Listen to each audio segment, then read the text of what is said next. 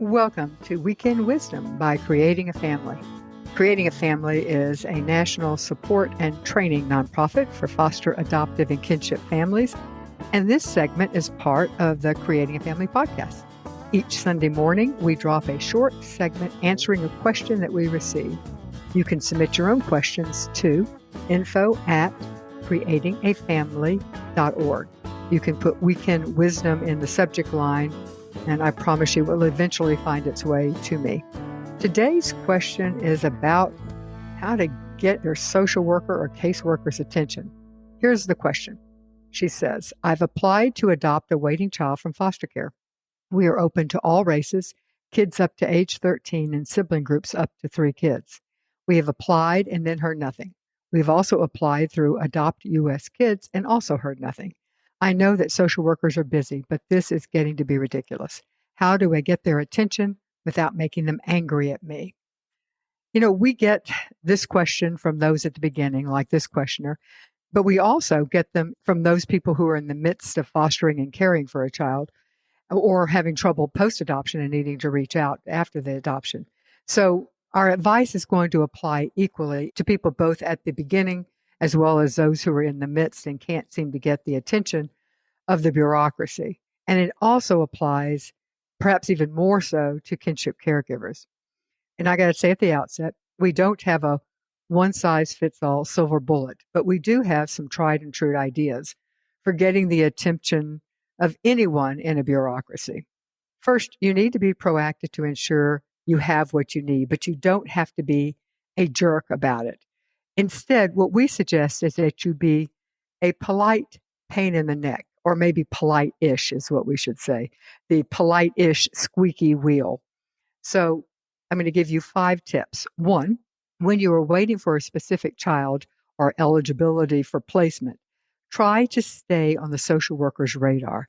Look for reasons to connect with them periodically. For example, send them an email. Just listen to a great creatingafamily.org podcast on parenting kids with prenatal exposure, and it really connected with us. Or something like, thanks for recommending that we read The Connected Child. Wow, what a good book. In other words, periodically, you want them to think that you are out there. It doesn't hurt that in both cases, the examples we just gave, it shows that you're trying to get more educated. That also works in your favor. The second tip is, don't leave the ball in the caseworker or social worker's court to call you back when you leave a phone message. In the message, by way saying that you're going to try again to reach them, and then follow up in a couple of days if you don't hear from them. They are busy. They're not going to probably call you back, even though they should.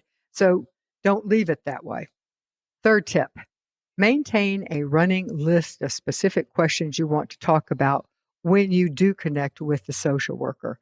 You don't want to waste your time or theirs. And just as important, prioritize your list to make sure you hit the most important topics first in case your time is cut short. The fourth tip, if the social worker has not returned your call or email, resist the temptation to point out those failings when you finally do connect. You can choose not to mention the unanswered calls and the emails. You can also briefly mention that you're glad that you've finally been able to connect with them, but if you do that, don't emphasize the word finally. Remember that you need to maintain a working relationship and that it's best to start by assuming their best intentions and honestly just offer them a face-saving way out. It can make it easier for you to work together and make them less likely to resist your calls in the future. And our fifth tip is to end your conversation when you do have it with your social worker or the caseworker by asking them when you can expect to hear back from them. You can nicely require them to commit to a time frame. It may help spur them on, and it gives you tacit permission to be the squeaky wheel after that time frame has expired. You can also ask them when you can call them back to wrap up the issue. Again, then they give you a time frame so they can't really complain that you, in their minds, even that you're calling them back. And here's just a bonus tip. It's not directly on point, but it is so important. Take notes on all your points of contact with the caseworker. Make sure you track dates, who's on the call if others are involved. If you think it would be helpful, you can send a summary of the phone call or meeting with a short, friendly note or email. You could say something like, I know how busy you are, so I thought I'd help us both out with a summary of our meeting. Thanks for your time yesterday. I generally do that by email, but if you don't think they will check emails, I guess you could do it by actual snail mail. I hope that these 5 tips and the bonus are helpful for you when you are trying to get the attention of somebody in a nameless bureaucracy. Thanks for listening to this week's Weekend Wisdom. If you liked it, please tell a friend to subscribe to the Creating a Family podcast. Do you know that we have 12 free courses that can help you be the best parent to your kid possible?